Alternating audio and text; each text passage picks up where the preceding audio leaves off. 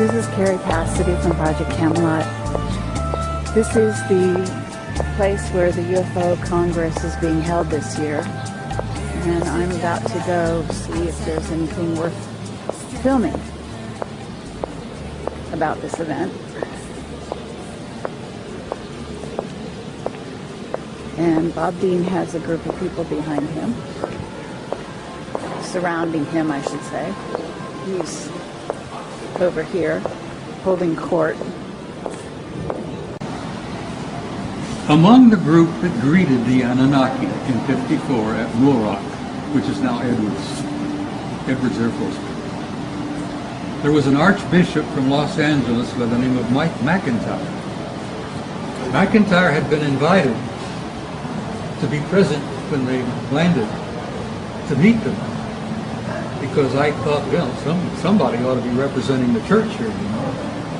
And they brought old McIntyre over from L.A. to Muroc.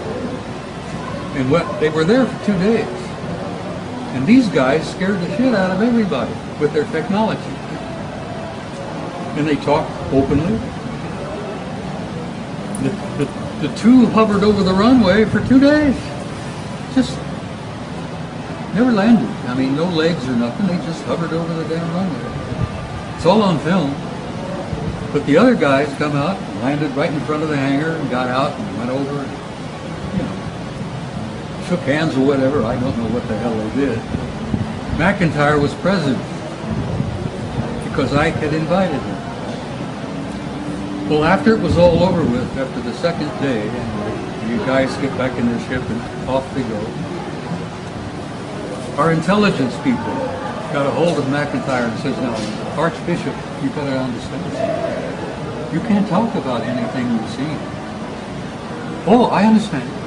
Archbishop, this is beyond top secret. You can't say a word about what we have just experienced here." "Oh, yes, I know." So the old bastard gets on a plane, takes off and flies back toward the east. They brought his plane down in Chicago and said to him again, "Archbishop, we have to make you understand. You can't talk about any of this." "Oh, yes, I understand." So McIntyre gets back on his plane, flies to New York, flies to Rome, and briefs the Pope. Because his first authority, his first responsibility was not to Washington or the President or to the Constitution. It was to His Holiness. And the Pope he briefed was Pius XII. So CIV has existed since 1954. And there have been reports again and again and again that several of the folks have entertained some of them privately in their chambers there at the Vatican, which I find quite easy to accept. Enter stage right in this place. We go out on the stage and we prance and dance and we take our little toy swords and we whack and bang each other and we make love and all this crap, you know. You've got all of Shakespeare's plays. And then he says, when the act is over, you exit stage left and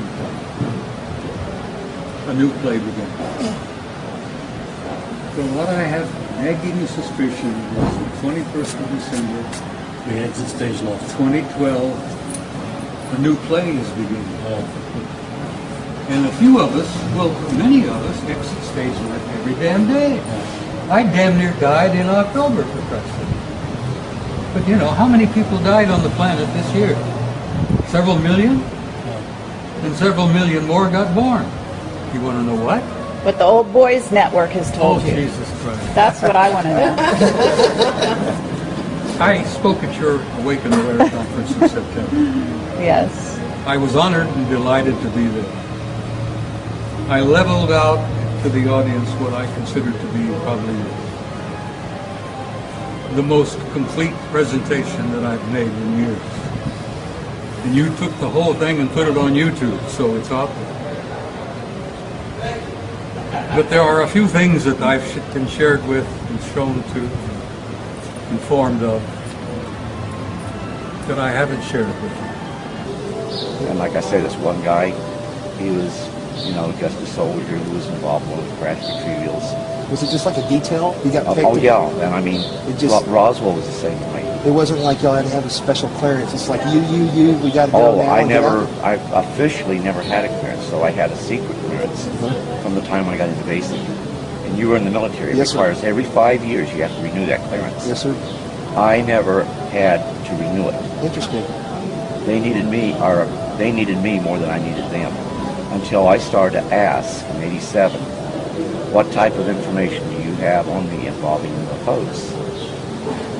DIA came back and says, we have a entry on you where you have a security clearance, secret, under AR-50, and that's nuclear shortage.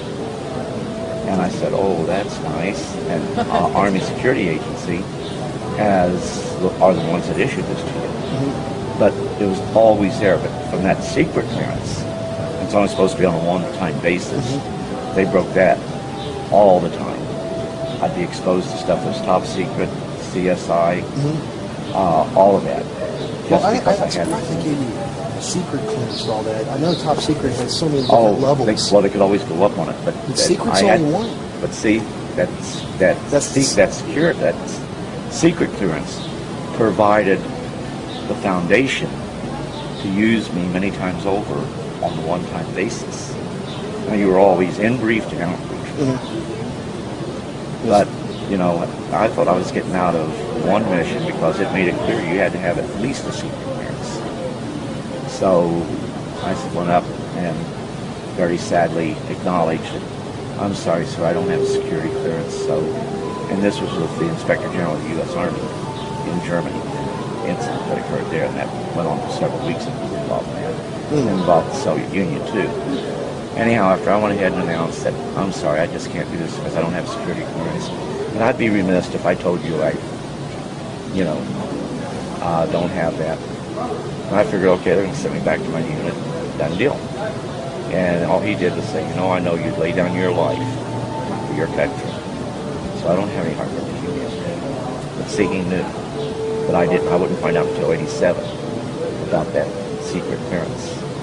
And I wouldn't find out until '87 they needed that secret clearance to add on. Every time I went and tried to get a clearance, because it's crucial for promotion, they'd always go ahead and paperwork already done they would bounce it back down and tell me, don't problem, because see, if I did it, I'd find out I'd have it, and they could never pull it. When I got assigned to Nemi, they tried to pull it because I didn't need a security clearance there. So they sent me a notification that it had been pulled. I thought, the last on them, I don't have a secret clearance. They went back and told 4th ROTC region, no, this man needs it. We can't explain to you why. He keeps the clearance. So I didn't know it at the time, but we were getting ready for something big. That's how they keep it secret. They don't tell you. Oh, yeah. So when I got out, I was debriefed, but I'd already started to say, this isn't like we're hurting people.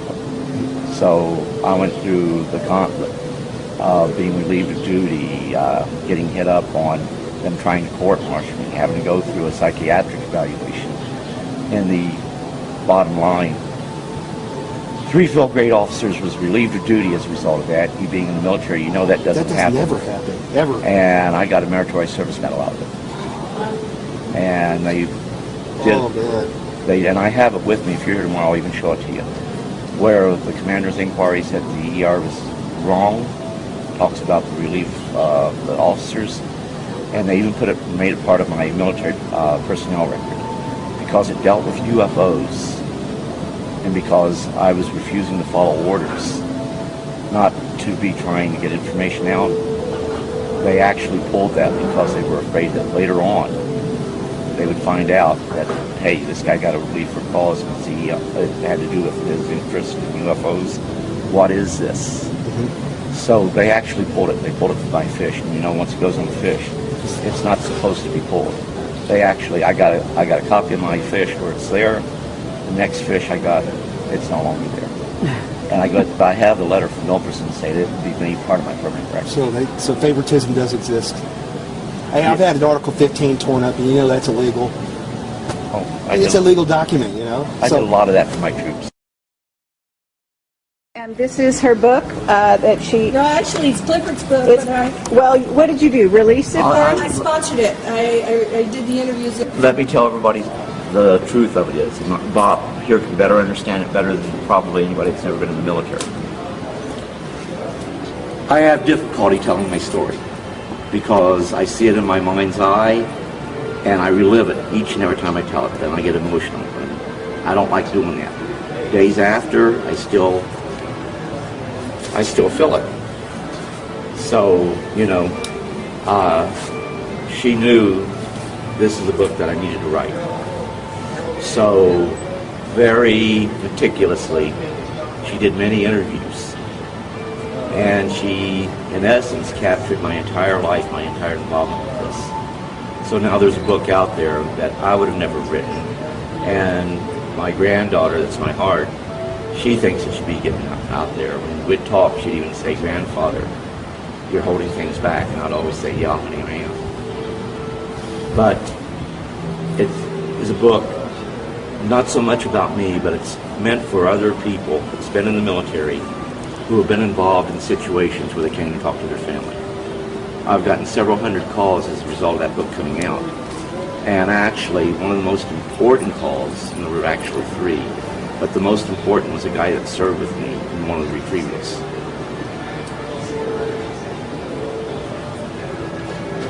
He kept it from his family and never told them. But they knew that something happened and something was going on. And he would bring up the subject of UFOs from time to time. But he could never bring it up to his family. He bought the book, he read it, then he called his family together. And while he had his family there, he called me. And he said, "In Georgia, I was with you in one of these incidences." And I said, "Well, sir, I regret that I can't remember people who was there with me. You never got to take names, you know." So I told him that there were a lot of people involved, many on one time. He says that was the way it was with him. Then he told me about something I did with a paperclip and a pair of tweezers. And the craft we were in started to rumble, and all of us were afraid. What's going to happen next? And I said, "I don't know." But he was the guy standing next to me. And, "What have you done? What's going to happen next?" So the only way he could have known that was to win. So after he told me that, I realized. But he's not the one that wants to go out and talk about UFOs. He doesn't want to be involved with being filmed or anything. He wants, as my granddaughter says, a normal life. And this changes you, and it changed him. But he wasn't realizing he was changed forever by having that one experience. And people who have an event like this, it changes your life there. But you need to tell your family. But then when you tell your family, it's how do you go ahead, get closure with your family. If this book came coming out, he was able to show that it wasn't something. And I sent him a whole slew of documents showing that we've done other recoveries. So he finally got the family to accept what he was talking about as being a reality.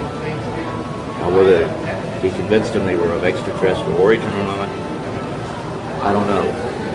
But they finally accepted, and he found closure with that. For the first time, it wasn't something that he believed to be true, and it just didn't happen. He had closure. And that's what makes it worthwhile.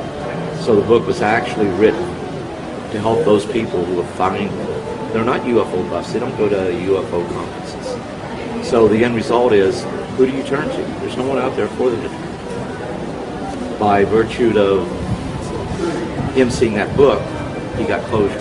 We turn to each other sometimes. That's it. Well, when you and I talk, we can talk openly because we've been there, we've done that.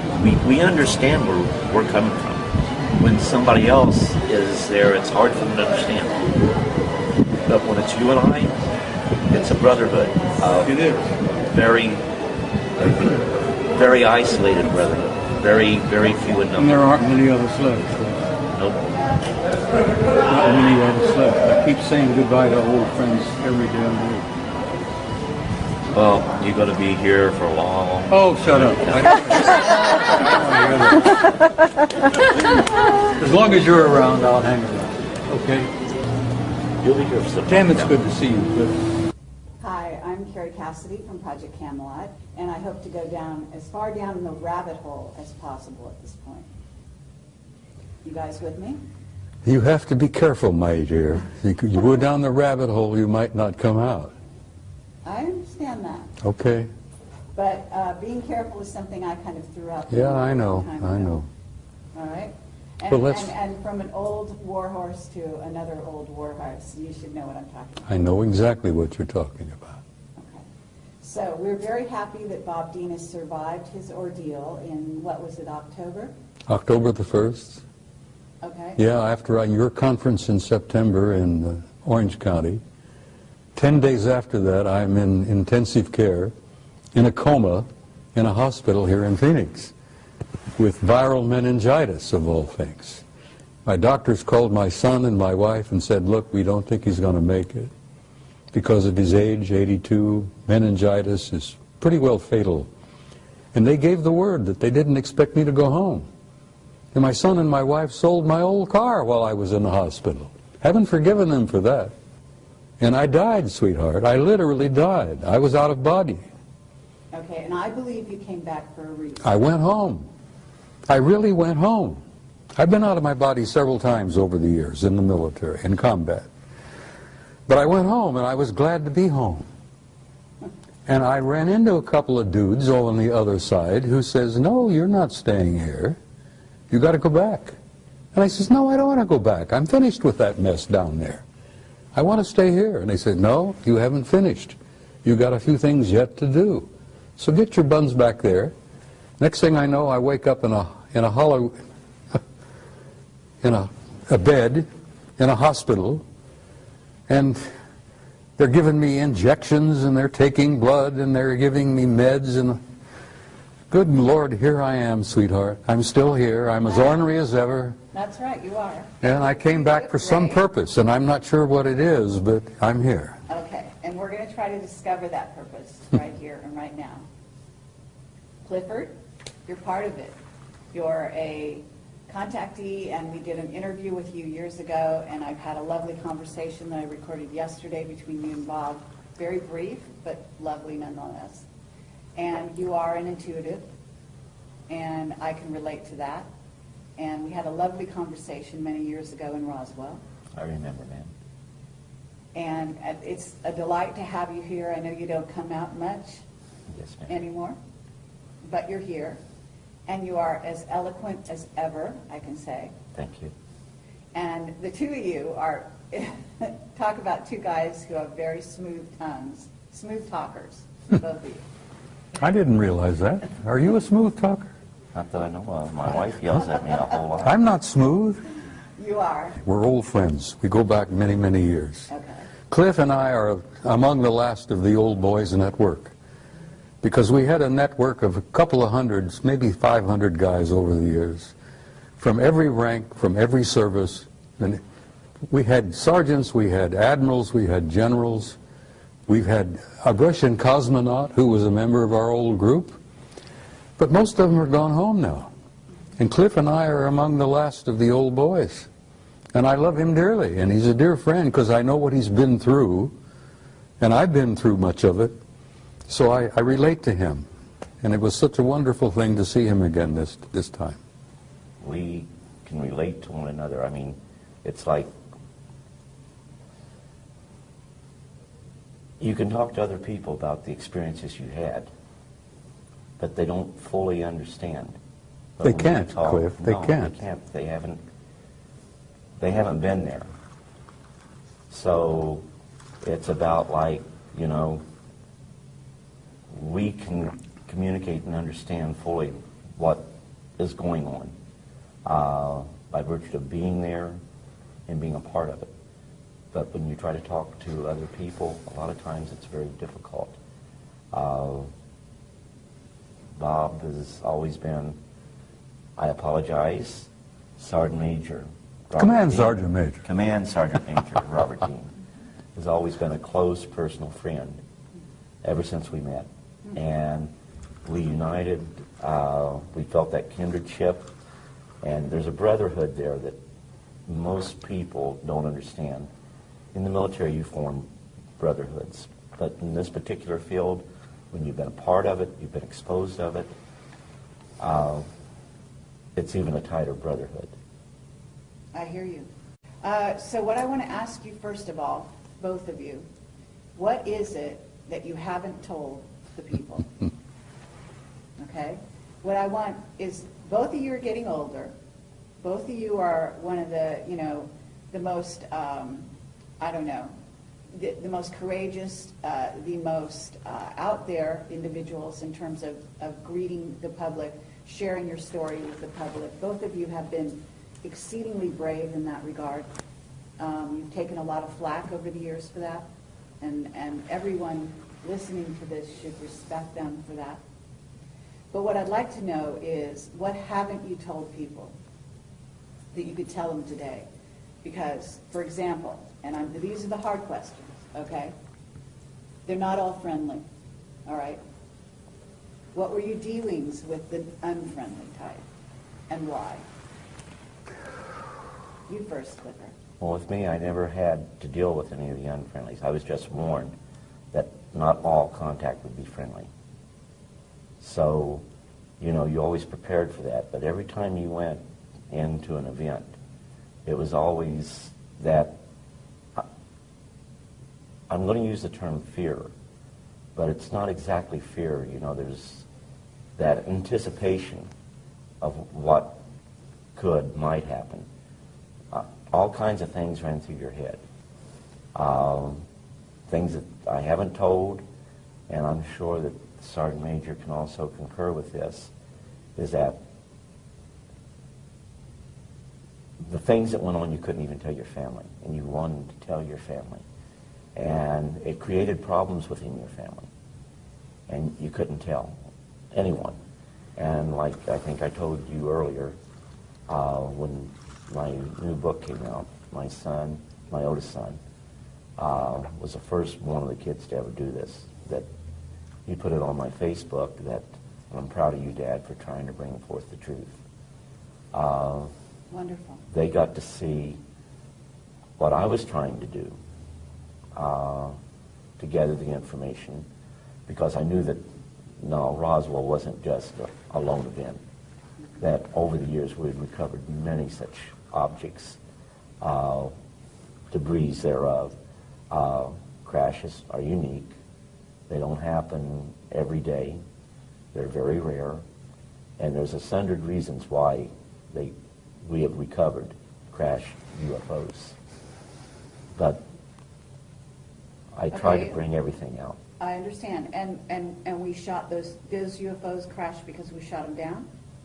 In some instances, but it was more the Soviet Union and other foreign powers that did it. But if they were foreign powers that were friendly, we would go in and try to recover those. There was, I think, it was in the 1970s. There was a UFO that went down in Sudan. Now this is unique because it wasn't ours, but we wanted to go ahead and recover that object. Well, there was strained relations at that time with all nations in the Middle East. So they did not want us there. However, a group of 13 Soviet personnel, to include scientists, went there to investigate that object that fell. That shows right there that it wasn't ours. We knew it wasn't ours. And the documentation makes it clear. But we couldn't say too much about it because we could not go and look at it. But the Russians did. But I can tell you, on many occasions, both the U.S. and Russia would, or should I say, the former Soviet states, we would work together. And we worked with other foreign powers. simply because situations like this could lead to misunderstandings that could have triggered possibly a nuclear war. And Sergeant Major Dean probably knows more about that even than what I do, by virtue of the position he had and the documentation he was exposed to. We and the Soviets have been together, closer together than most people realize. We and the Soviets have been working side by side on this particular issue since before the Cold War, for God's sake. Now, the Cold War, as many of you remember, many of you older people will remember, was kind of a construction that was made up by Soviet leadership, American leadership, to convince the world that we were antagonistic toward each other and we were going into a nuclear war. We and the Soviets have been like this from the very beginning of this matter, particularly involving them. Okay. So, and even today now, here we are, we don't have a space program of our own publicly. We're paying the Soviets, what, $500,000 a pop just to get one of our astronauts to the space station, for God's sake. So we and the Russians have been pretty close together for the last 50 years on this alien matter. And why is that? You know? Because we recognized from the very beginning that it was us versus them. And we didn't realize back in the beginning that they were made up of not only malevolent guys out there, and there are some of them out there that don't like us at all. They're not purposely malevolent, they're not hostile, but they don't like the human race, and they don't give a damn whether we survive or not. Thank God we have good friends out there that do care about us, that are related to us, who want to see us survive as a species. What is the threat? In other words, first of all, you know they've done abductions. We know that they allowed them to do abductions. And yes, some of the abductions are positive contactee experiences, et cetera, et cetera. And some of them are painful. And depends who it is. But they also had an agenda. And one of those agendas is to create a hybrid race. They're harvesting us. Humans are already hybrids. We made an agreement with them, 1954. We would allow them to continue to harvest our genetics.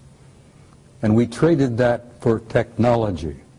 We also traded a lot of our gold for that technology. I was telling someone the other day that I'm remote viewing Fort Knox and it's half empty because we've given the Anunnaki enough damn gold that they've given us anti-gravity, they've given us zero-point energy.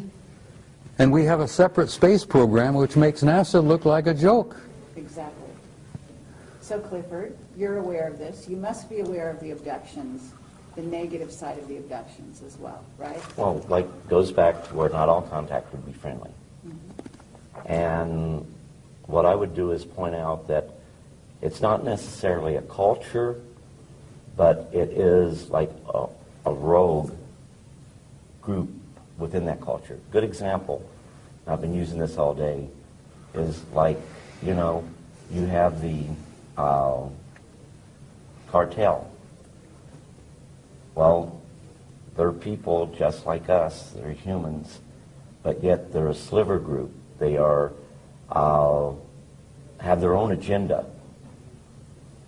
And that same thing happens within the various cultures. And I agree with Sergeant Major here. My biggest fear is if these rogue groups are going ahead and coming to agreements with not only our nation, but other nations, then that's a very dangerous situation because they're the wrong ones to be working with. Okay, now, and this is going on, isn't it? Unfortunately, I believe to a degree, yes, it is, because the ones that really are not evil, the heads of the various cultures out there, to give us technology. They know that we are not spiritually heightened to the degree where we use it for the right reasons. When we go out into space, defense is one thing. But if you build your forces to where they become offensive, then it's to impose your will over others. And the technology that they are giving us gives us the capability to go ahead and field in space a offensive posture.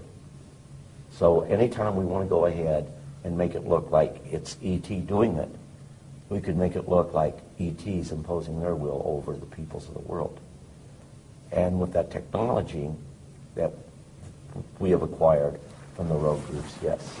And I agree with Sergeant Major. This is really, really dangerous. Okay.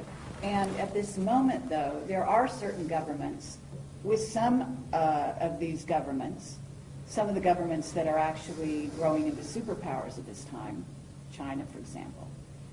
My understanding is there are 2 rogue groups that are now dealing with China. And at least one of those groups is, quote unquote, some relatively new guys that have come on and given them some new technology. Do you know about that? That very well could be the case. When I got out, they'd cataloged 57. That doesn't mean that that's all that's out there. Edgar Mitchell believes that there may be literally hundreds of thousands of civilizations out there. Okay. And what we have right now is the fact that on this planet, which Sergeant Major made a very good point, that there are some that are hostile and look really down on us when I state that. We have rogue nations. And some of those rogue nations are very much a threat to the tranquility of the world.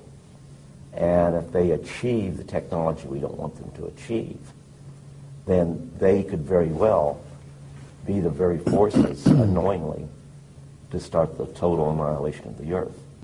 There are governments out there that are also being contacted. Just as individuals are being contacted, governments are being contacted, are they not? Yes. Okay.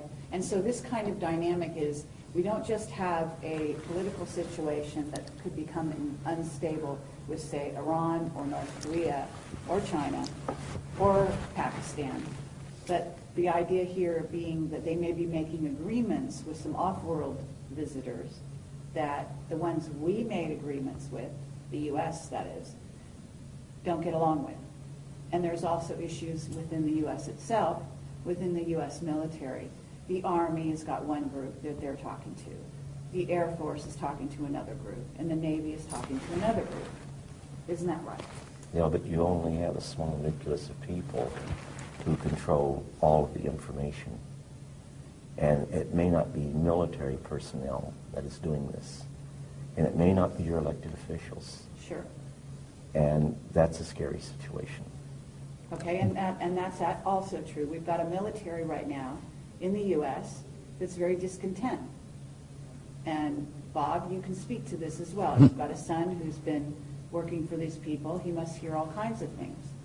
And they're being told to do certain things that they know is not in the best interest necessarily of the United States, for example. Is that right? Let me tell you something. It's not easy to say that there are the good guys and there are the bad guys, and we're in the middle. That's true to a certain extent, and it's been true for the last 10,000 years, but it isn't particularly true today, because a third party has entered the game. An advanced culture, God knows who they are and what they are, but they're higher in the what they call it, the hierarchy. These guys at the top of the hierarchy are primarily spiritual in nature, and they have intervened. And they have said, listen, we've had enough of this bullshit where you've warred among yourselves, you've had these clan disagreements and blah, blah, blah, blah. This family and that culture and that group, that's going to cease. Because the human race has been in the damn middle for so long now that they've reached a critical point in their evolution and their development. And we're going to have to see that the human race survives and makes this awkward, painful transition into a new race, into a new species.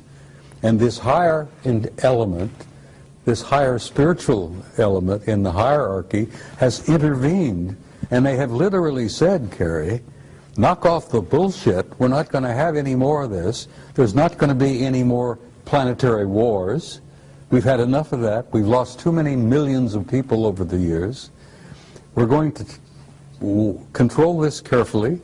We're going to give them an encouragement, we're going to give them an opportunity, and we're going to assist them to make this awkward transition into a new race. Now, the only reason I'm hopeful now, when I used to go through this, I was very depressed and very cynical, because I'd seen so damn much of the knockdown, drag-out brawls, not only among our own people, but among some of these guys.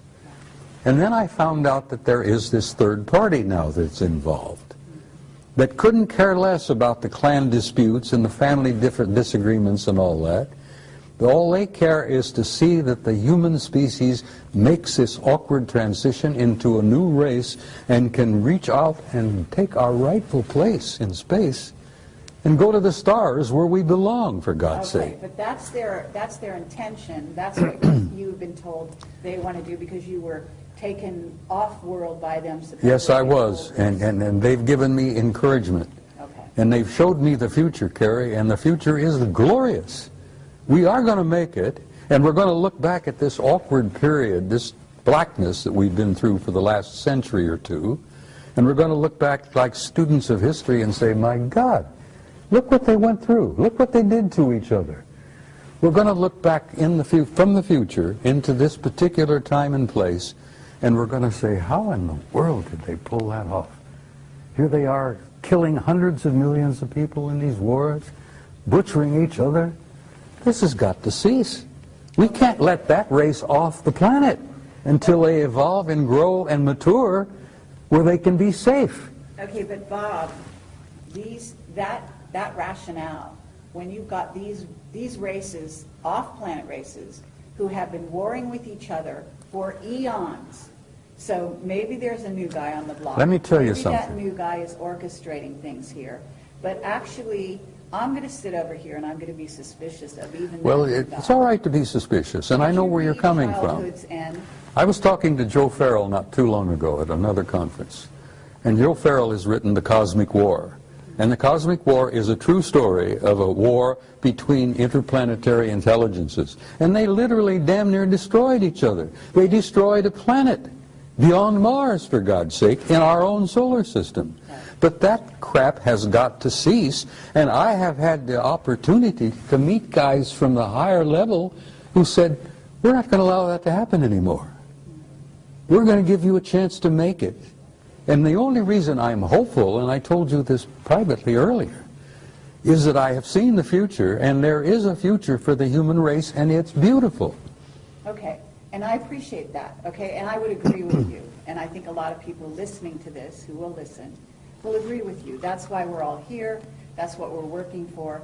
But the work is still to be done. And what I want to do is keep eyes on the ground right now. And I want to talk about the idea of what's right before people, because this is 2012. We're going into 2013, and some of these years are very crucial years. Okay, as you say, these are going to kind of be the years in which the transition happens. So It's happening right now. Exactly. So what I want to talk about here is, first of all, yes, you have a lot of bad kids in the class, okay, and those involve the Illuminati, some of whom are basically being run by certainly groups of reptilians, certainly a group of Anunnaki that may not have our best interest in mind. They'd like to clear the planet. They've got big plans, and they've been working on those plans for a very long time. And both of you must have been face to face with that agenda. Their agendas exist because they exist, and they've had some of their own personal agendas for eons of time. But their plans for our future don't mean diddly squat, because there are these higher developed cultures out there that have now intervened, and they're going to see that the human race is going to be allowed to make it. Okay, and you've said that, and I agree. But the thing is, the idea here is not that somebody come in, organize the schoolyard for us, and then they go off on their own business, and then we're left to deal with it. The idea is that we learn to walk on our own. We organize the schoolyard ourselves. Okay, so there's a great importance for the human race to take sovereignty, to take their rightful place as members of the galactic community. What's they and to understand? recognize who we are. What they understand who they are, Gifts yes. that we have. Okay? The human race is precious. The human species is so unique that they told me when I was with them for 6 weeks, I was asking them question after question after question. I found that they were as interested in me as I was interested in them. And I asked them why. And they says, you human beings don't grasp who you really are. You have a unique genome that is unique in the galaxy. You're made up of the patterns and the parts and pieces and genes and whatever of at least 12 different races in the universe. And as a result of that, we think of you as unique.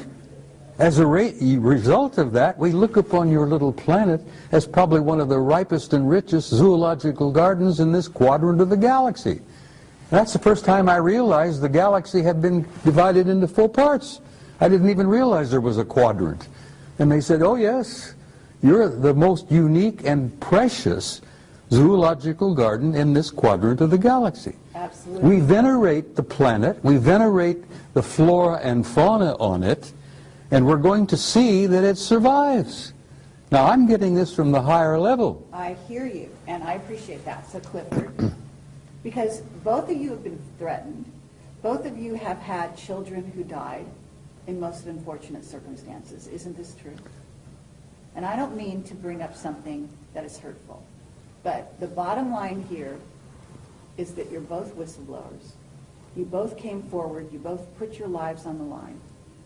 You've both been threatened in a myriad of ways, okay? And people out there, people need to realize that this is the case.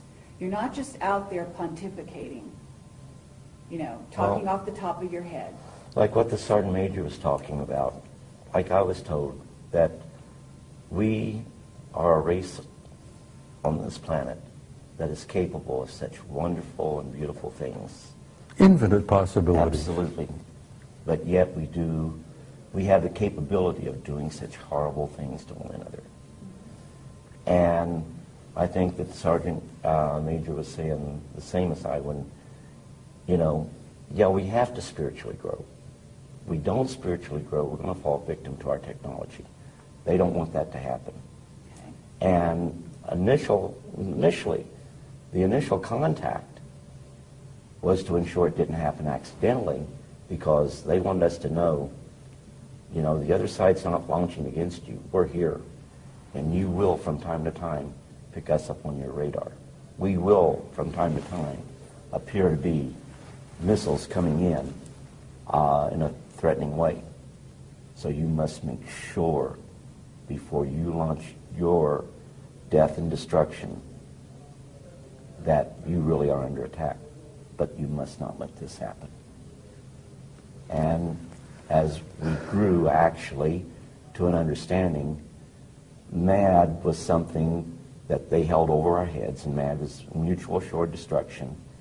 You go ahead and put a surprise attack on the U.S., we'll live long enough to kill you. You destroy us, we'll destroy you. Yeah. Absolutely, but we're still dealing with that. In fact, we're dealing with something with Iran right now and Israel, in which we're coming to another one of those situations. And I have a whistleblower right now that I interviewed last night who said that there was a Bay of Pigs situation going on with regard to Iran and Venezuela, with missiles that were supposedly, you know, put into Venezuela by the Iranians, et cetera, et cetera. And they actually said that there were some ETs from off-world that intervened. Now, my understanding is, and people don't realize this, but I also have a whistleblower who used to set up a camera on his deck in LA, and he had it on all the time at night, and he would film the fight, the war going on between us and them. And this was not the Russians, the Chinese, it was off-worlders. I know, Ed, honey. And the guy was killed. I know, Ed. And those weren't wars. Those were operations, those were exercises, but they weren't wars. Well, if there were wars out there, if there were cosmic wars going on around our planet, this planet would be in pretty damn dreadful But shape. it is in dreadful. Well, it's not as dreadful as it could be. Oh, no, that's not true. And, Well- and what do you think the chemtrails are doing? They're covering up, among other things, besides changing the atmosphere to make it better for a hybrid race that the Greys have now created and are going to inhabit this planet on some level. They will never inhabit the planet. The hybrid race will. No, they won't. This planet is going to be preserved, They're Carrie. human. They're half human. Yes, but we are human. This is our planet. And in short, what we do with it, it's up to us. We're the flora on this planet. That's it. We're the fauna on this planet. I it. agree. We're the caretakers. And Sorry, we're should there be a hostile force that was to invade us, we would put up a valiant defense. We couldn't win without outside help. But that outside help would come and help neutralize the threat, then leave as immediately as that outside threat, or that threat was neutralized. I know this to be the case. Yes, in early years, we would go ahead. We would go up and attempt to shoot UFOs down.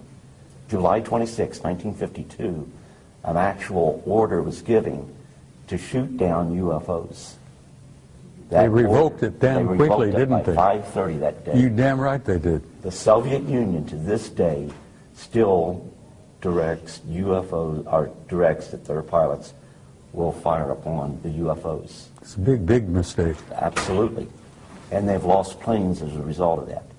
The British did a report in 2000, December 2000, that talked about how little knowledge we had of what the British or what the Russians did as far as the UFOs that were over there.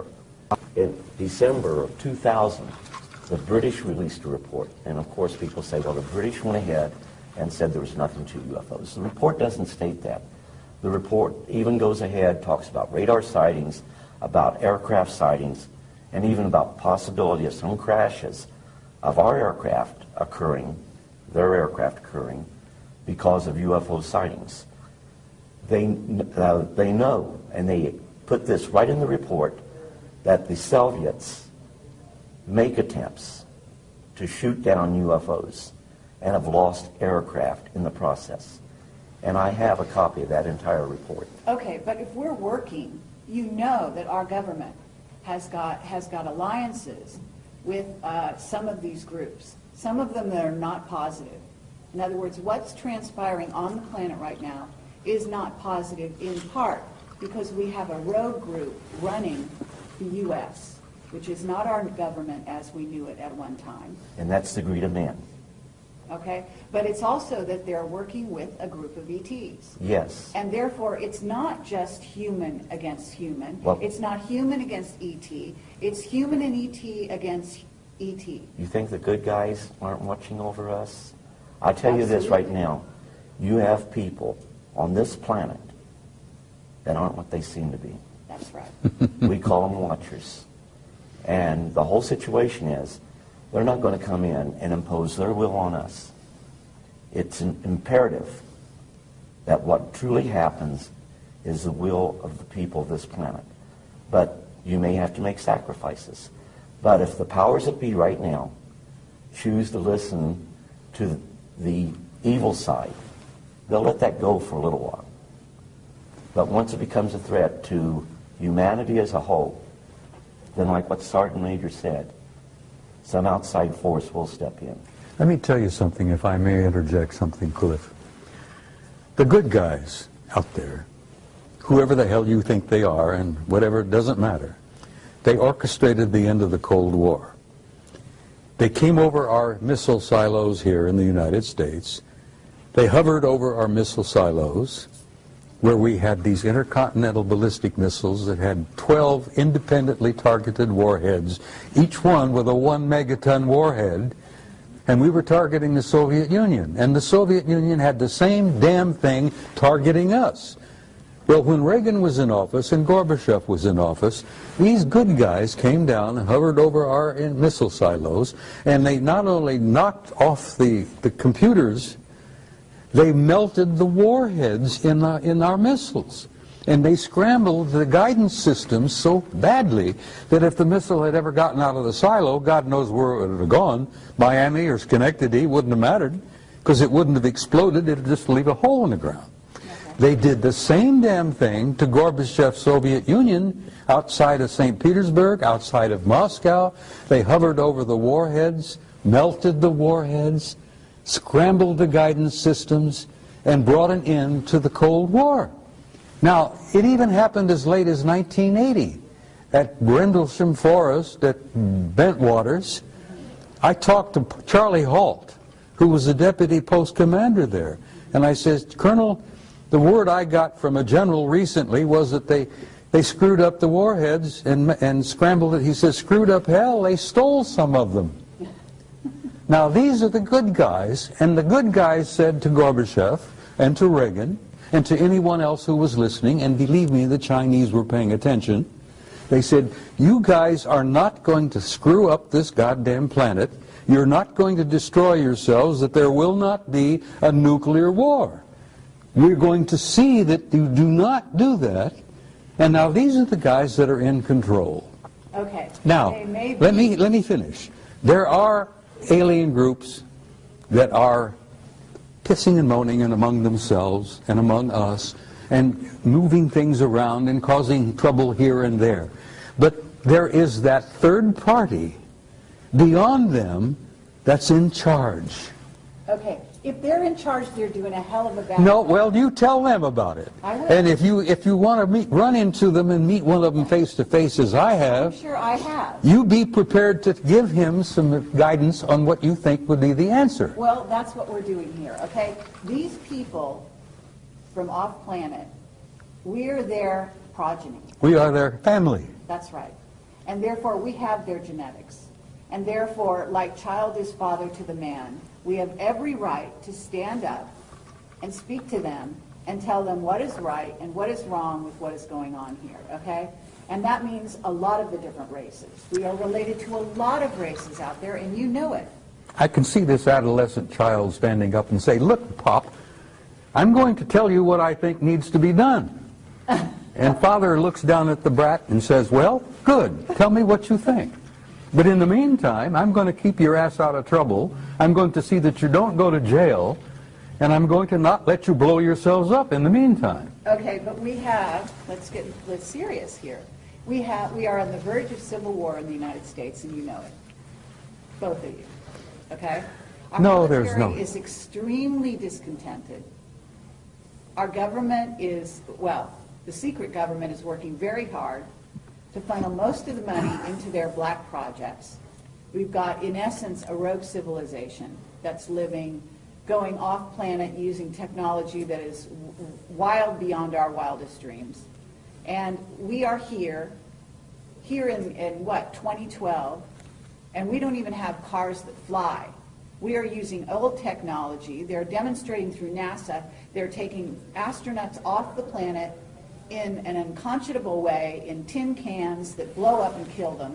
I mean, we have a situation here that is actually not in a great state of affairs. And we are on the verge of these games they're playing with chemtrails. They're ruining humans' health across the globe, especially in the United States. We've got underground bases. We've got dulce experimentation on humans that is going through the roof. We've got biological weapons labs across the nation. We've contaminated the planet with radiation from Fukushima, now in north of Chicago, and here in San Onofre. We've got another plant, some of which is being triggered by the powers that be. So they are playing games, and they're not just fun and games. They are very serious games. They are messing with us in a They can go ahead and play those games, but the situation is we, an unknowing, unsuspecting public, let it happen. In short, I'm a retired service member. I love this country dearly. If anybody threatened this country, I would lay down my life for our way of life. Out of all the countries in the world, this country right here has the greatest form of government. But what makes it great is the people. And we can talk about the evils of the government and the evils of the industrial complex. But ultimately, we, the people, have the most powerful weapon in the world. This is what it is.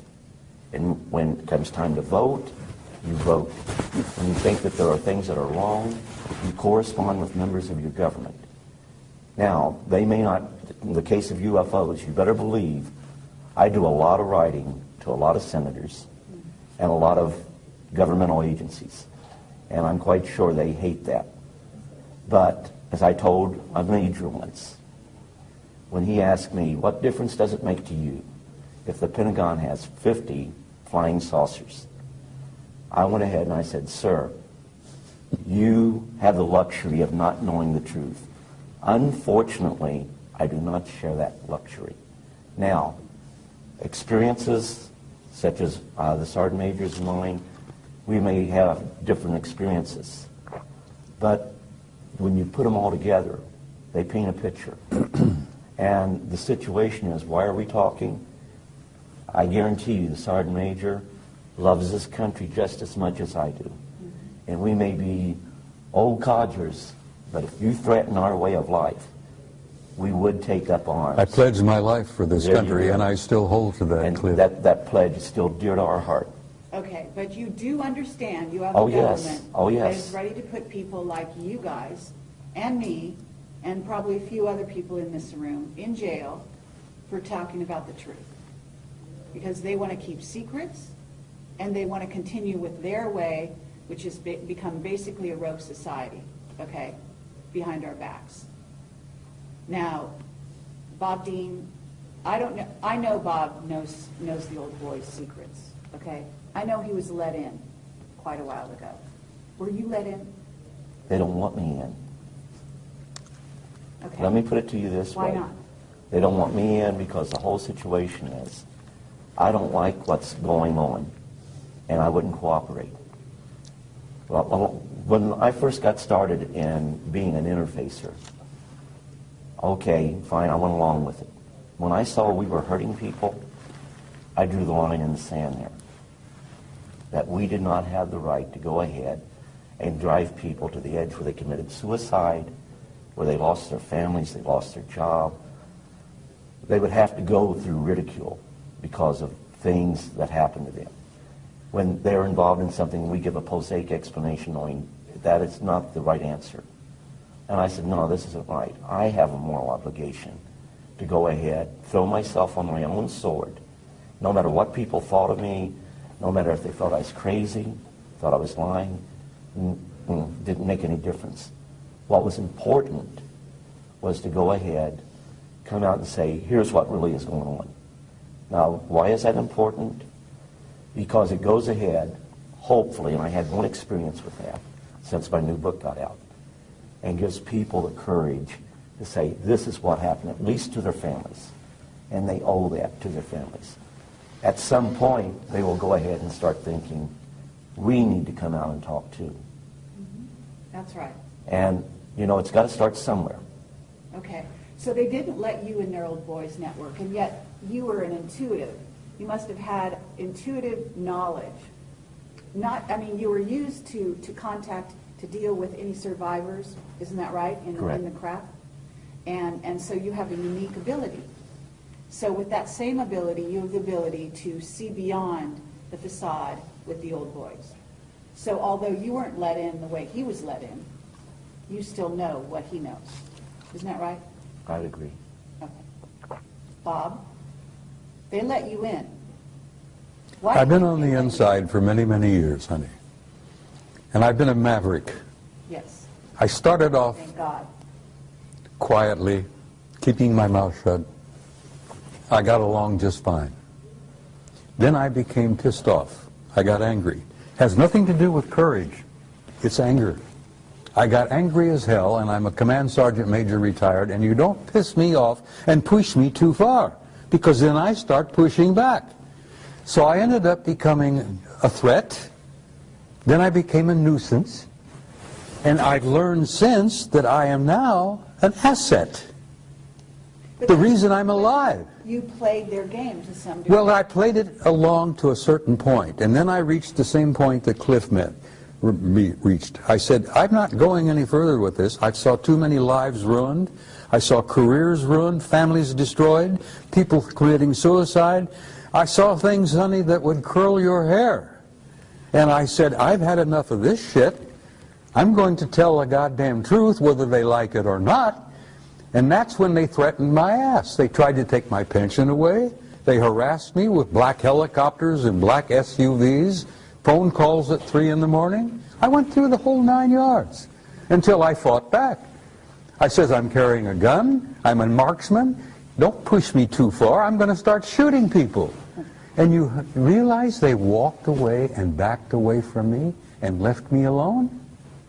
And here I am, 2012, 83 years old, ornery as ever, and I'm speaking to you with honesty and from my heart. Okay.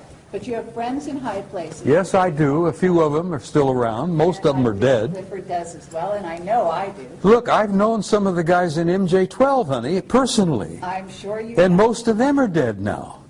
I don't know who the new crowd is because I've been out of touch for quite a while. Okay. But they still exist, and they're there. You call them the black government, you call them the secret government, doesn't matter what you call them, they're there. But they're still messing with people. Oh, they're messing with people. Look, you got the Trilateral Commission, you got the Council of Foreign Relations, you got the Bilderbergers, you got all those guys. You call them the Illuminati. That doesn't matter, doesn't mean shit, you know. You call them anything you want, but they exist. But there are powers beyond them.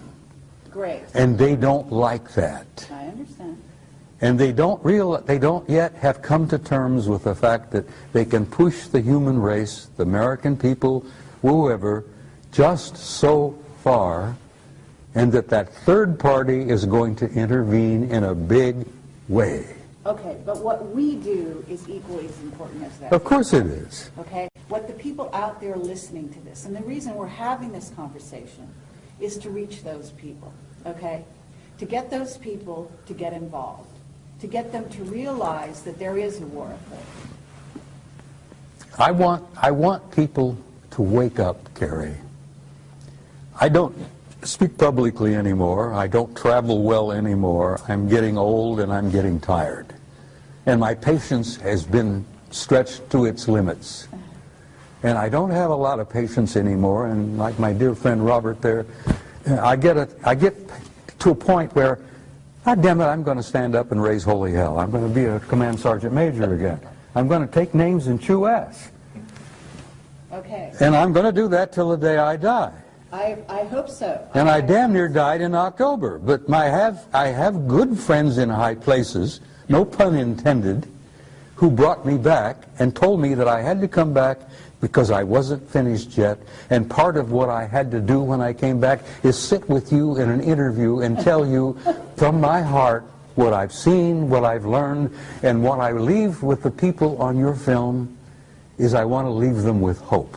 I understand. With all the darkness and all the blackness and all that bullshit that exists out there, there is hope. Absolutely. There is a future for your kids and your grandkids and your great-grandchildren, and this human race is going to make this transition, and we're going to survive this transcendent transformation into a new species, and we're going to the stars, Carrie, where we belong. We're going out there to take our natural place in that infinite community of life. Absolutely. And that's the only thing that makes me feel that life is worthwhile. Because I know, having seen their future, and they have shown it to me, that it is glorious. And I wouldn't be sitting here talking to you unless I believed that in the depth of my heart. And I want to leave that with your viewers. You've done so. That there is a future, and it's glorious, and there is going to be a tomorrow. And dispense with this bullshit about doomsday, because every time some poor human being on this planet dies, it's doomsday for him. But that's not the end of life. That is true, but we need to handle a situation that's going on the planet right now that requires human beings to not just... We have to wake up, participate in it. We have to but they participate have in to- our salvation. They have to participate through consciousness. Yes. Okay? And they have the ability, because we are, again, their progeny. We have those powers. We can fly. We can do anything we want to do. We can create reality. We can destroy reality. Honey, the human spirit is infinite. We have power we haven't even dreamed of yet. That's right. And once we realize who we are and what we are, and we start expressing that power, there's no end. We can change anything. Okay, so what we want people to do is we want to educate them, we want to wake them up, and we want to give them the tools by which to change their reality. And that's what you're doing with these films. That's exactly right. Now, Clifford. Well, I'll back up the Sergeant Major in that we got enough going on out there that's talking about, you know, UFOs are here, they're hostile, we're on the end of their food chain, they're going to take us over, there's nothing we can do about it, but we thought you should know. If that was my message, I'd say nothing. But like the Sergeant Major, I want my message to be a message of hope and for us to look and build towards a brighter future. And by us spiritually growing, we head in that direction. But it's going to take time. We're not going to go away. We're going to be here. We are going to achieve interstellar travel where we visit other star systems. But in order to do that, we must first grow spiritually. Right now, the situation is we're a world in quarantine. And do we have the technology to be out? Oh, we sure do. I can show you the NASA plans for setting up permanent bases on the moon, on Mars. The technology is there right now. 2007, they planned to go back to Mars. Did they? Or did they not? Something going on we don't know about? Yeah, probably there is. But we are still a world in quarantine. Okay, well, I don't agree that we're in quarantine. I actually think we've been invaded every way since Sunday by various races. In other words, the quarantine is off. The gloves are off, and that's part of the transition. In other words, you don't go to the big leagues without starting to get into the sort of understanding that there are positive and negative beings out there and diving into the water and learning how to swim on your own.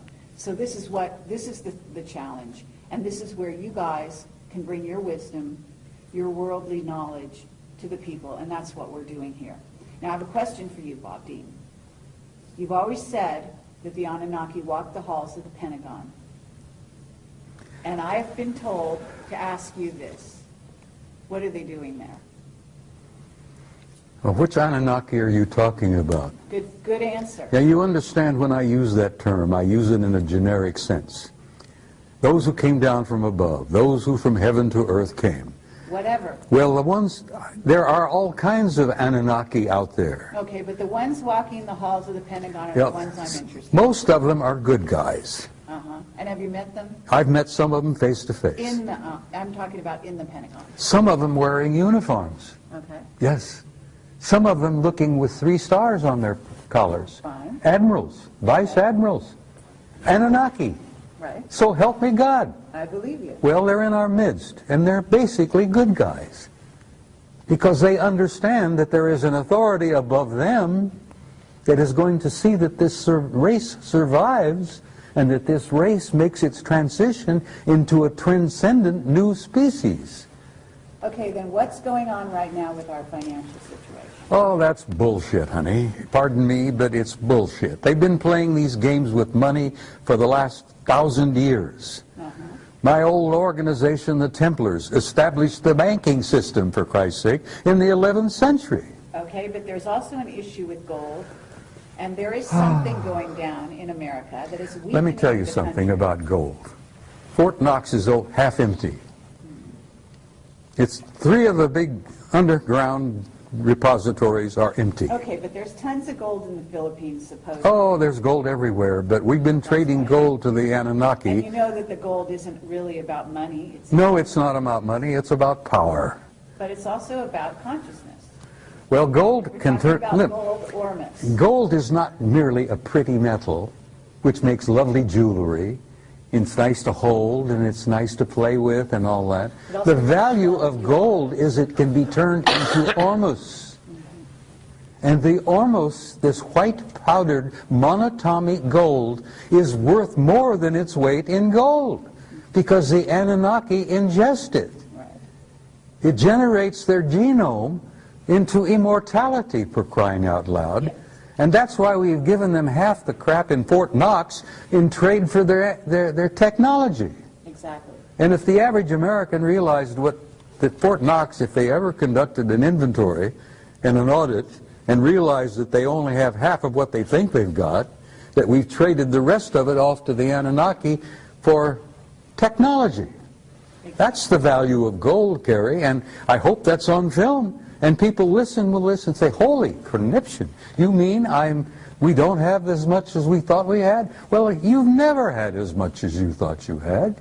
You've been a little player in this game, and you've been manipulated for so damn long that you don't even realize that you're not even a part of the game. You're a player. You're just a part. Okay, but we want to change that in this interview. Okay? I know you do. We want the people listening to realize that they can take things at hand, and they can become aware, and awareness alone can change your reality.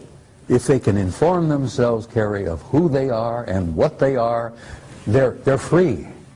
They are free. They don't have to worry about this garbage anymore. Right. And they will not be allowed to be manipulated anymore by these other assholes out there. Pardon my French, I'm sorry. I'm an old command sergeant major, and I sometimes lose it and use old infantry terminology. But once the average guy out there realizes who he is, he's free. And I hope that your viewers see that and remember that of all things. And like what I said, told you before, let no one live in your mind rent-free. Make sure of your facts. The biggest problem I have documents. And everyone tells me they don't mean anything. Well, you know what? The Constitution is a document. And if you don't read it and understand your rights under the Constitution, then we lose those rights. There is no right more sacred than that right that is lost.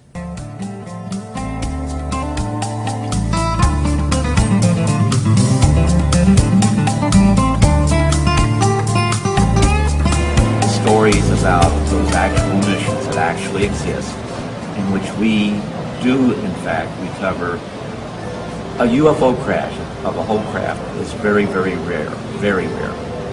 But there are debris that's left behind. And also there's what we call physical evidence, and we go after that, and we recover these. Blue Book was never part of that, even during the time that Blue Book existed. I've recently uncovered records, which I'm going to be putting on the internet, where anyone can download them, that clearly shows the Air Force, initially the Air Force Continental Intelligence Command, the Air Force's Office of Special Investigation, the Air Force's CIC, along with the Army CIC, was very actively involved in those programs. So when they say they've released everything that they have on UFOs, no, they haven't. We still have those documents that were part of the Air Force Continental Security Command that have yet to be released. Not all of the FBI, not all of the CIC documents have been released. Not all of the OSI documents have been released. They'll never be released. No. Clifford. And when you look at the documents that we have recovered that clearly show this to be the case, when you see these documents, you realize one thing. They are field intelligence data. They're not the finalized intelligence product. That is yet to be released. Then we can go into the 80s and the 90s. The recovery of objects of unknown origins under moon dust and blue flight. All we have is the raw intelligence evidence or data. We do not have the finalized intelligence product. And the finalized intelligence product is what's important, because it puts to bed once and for all what it really was that we recovered. The British government, December of 2000, released a secret report. In volume 2 of that report, they talk about the physical evidence that's been gathered. They didn't lie, they just didn't know. The British government's recovered physical evidence. Every developed country on the face of the earth has recovered physical evidence. But for reasons unknown to me, they want to keep it quiet. Some are more open than others.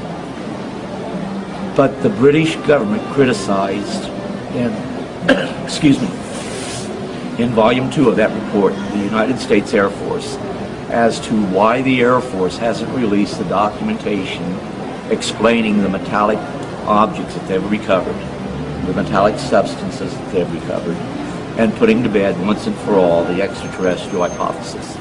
They can't do that because it would not put to bed once and for all the extraterrestrial hypothesis. Many of those finalized intelligence products makes it clear that, in fact, what we'd recovered were objects that did not originate on the face of this planet, and that we, the governments of the world, many of the governments of the world, out of necessity, have had open contact with our visitors for many years. One of the biggest secrets, Cliff, and you know this, is that so much of the hardware that we recovered was not just UFOs. Some of the ships we recovered were time ships. Well, absolutely. Because when you travel in space, you travel in time. And most of the hardware that we've got, and that really blew our minds when we realized that those things were designed to travel in time. And as I've said to some of the people here this afternoon, I'm still trying to come to terms with that. I need to send you some CDs. That they can manipulate time as well as manipulate matter. And I'm an old-fashioned old fart, and I'm still having problems wrapping my brains around that. But Bob, you know why that is? The technology is so far advanced Oh, that we Cliff, see it as it's a magic. million years ahead of it. And then some. NASA will tell you in their advanced, I don't know how many of you people are aware of it, but in 1995, NASA said we're never going to get to other solar systems by using conventional rockets. So they asked for scientists to think out of the box.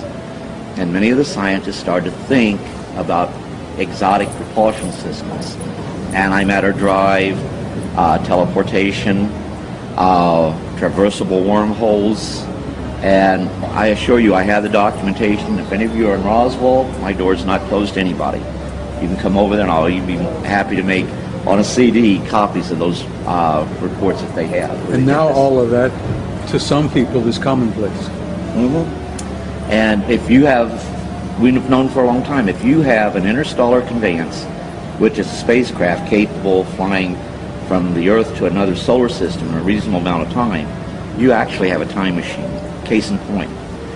I won't go into detail how I know this, but you have a planet that is 100 light years from planet Earth. They decide to visit planet Earth. It'd take light 100 light years, or 100 light years to reach us from that The speed star. of light takes 100 years. So the whole situation is they can do it in real time in an hour and 40 minutes. That's traversing what we call space-time. So when they get here, they're seeing the light from their planet 100 light years prior. But you can also travel in and out of different space-time continuums, for lack of a better term. And you can actually view things that have happened in the past. And a lot of times, you may even experience this. Like, you can't shake the feeling you're by yourself, yet there's someone else there. There's someone watching you. That could very well be a person that's from the future observing you in the present. So the time travel, the one thing there's a natural barrier. It's going to keep us from getting that stuff. So we develop a time machine before they do. You mess up the entire space-time continuum if that was to happen. So God in His infinite wisdom ensured that would not happen. However, that doesn't stop you from going back and observing. But there's also a great desire not to do anything to change the future. You only can change the future in the present. If you change the future, you create a whole new universe. In which Another timeline. But that's what they're working on, aren't they? They're working on that's very dangerous. I'm borrowing liberally from Randy Rooney, who that was one of his favorite sayings. That society is willing to believe the facts when they're presented with the facts, When you but slap them in the only if the face. facts already agree with what they believe. So, and it holds very true in the UFO field. Okay, so you've seen ships from the future. What do the ships look like? You asking me or Clifford? Both of you. There are If many, Bob, many, if you're prepared many, to tell many the truth kinds about this, like, I'm listening. we have many types of aircraft, and we have many societies that are visiting us. And you can't think of it as being aerodynamic aircraft frame. The circular, the common circular saucer shape, they have that. They have the blade shape. They even have the cube shape. They have the spherical shape. They have mothers out there 5 miles long. Yep. Oh, yeah. What about the plasma ships, though? The plasma ships can take it in any form they wish. Right. And any Because- time they wish. Yep.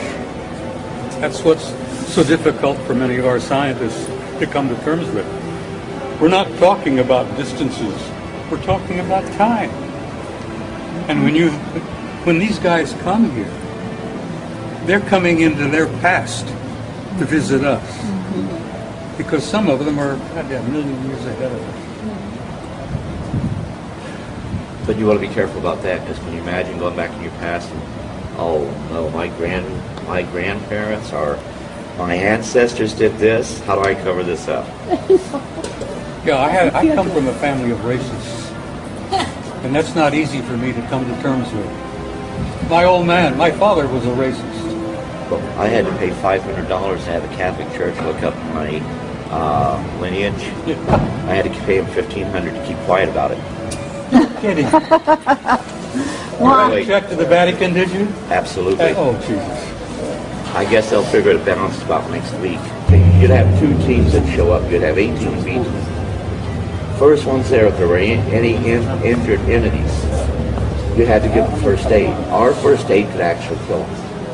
So it was imperative that we knew which species we were dealing with and what was the appropriate first aid. So that became crucial.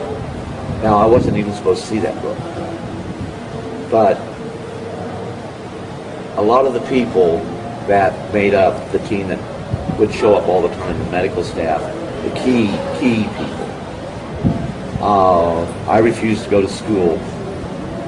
And later on I found out that would have been, actually in the Army, we called it gondola wish. That was the Army Security Agency remote viewing program. But at the same time, the intent of doing remote viewing, they hoped to go ahead and get a remote viewer down to at least core level where they could be utilized in the field maybe further. Based on the experiences that I've had, I believe that I was meant to be in core level. Because while I was in Germany, I was at V Corps level. You're familiar with that. And even though I was in the 3rd Armored Division by being under Hanau Military Community, that was part of 3rd Armored Division. We were part of 3rd Armored Division. That made me a valuable asset to V Corps. Only I didn't know that's what I was doing. When this book came out, I actually got a call from a guy who was involved with the United Kingdom program, who told me, you should look at some of those files on Stargate. And I said, I would, only the CIA says that they have already turned them over to the National Archives. The National Archives wants a couple of thousand before they'll even start a search for those records. So there is a site called remoteviewed.com that has some of the CIA documents dealing with remote viewing there. But is stuff redacted out of it? Those black lines, they're always... There's some, you're always going to have that. Some of that is really necessary to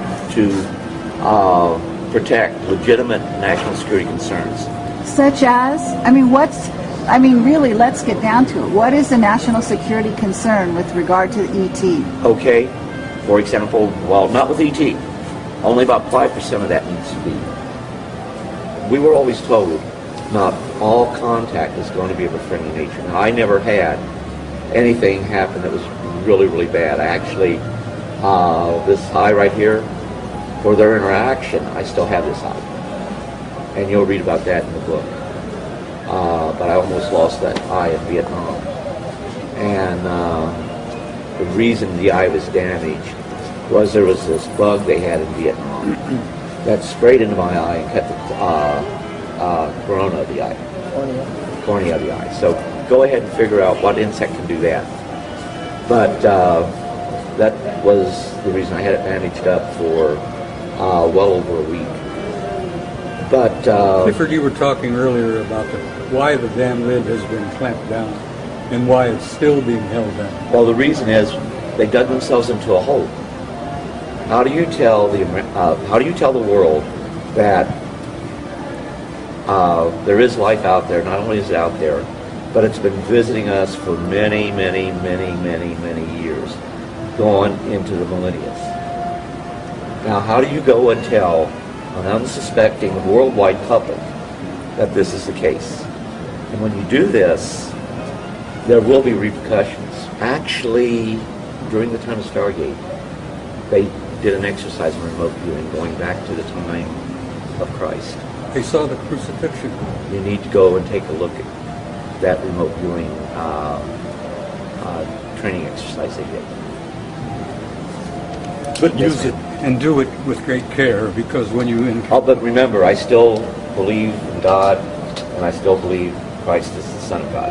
But you also have to remember that everything in the universe is interrelated. we're all part of a vast family. Absolutely. God created everything in the universe and then some. They have a greater understanding. Like when I say, they say, okay, describe E.T. Well, if you see them, you see us.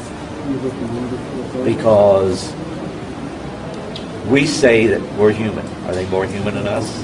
They got a highly evolved intelligence. But what I say is that humanity is within all the races. And the spirituality is within all the races. I would say it the reverse. All the races are in humanity. And that is You may the have big more secret. correct. Oh, absolutely. And I'm sorry, when we Brenda, realize excuse me. that is when we realize our power, our true power. When And then they really can't keep us down. I was praying at my son's grave, one of the ETs that was there knelt with me. Prayed this sweet prayer. I've been told by them face to face that they venerate the same God we do.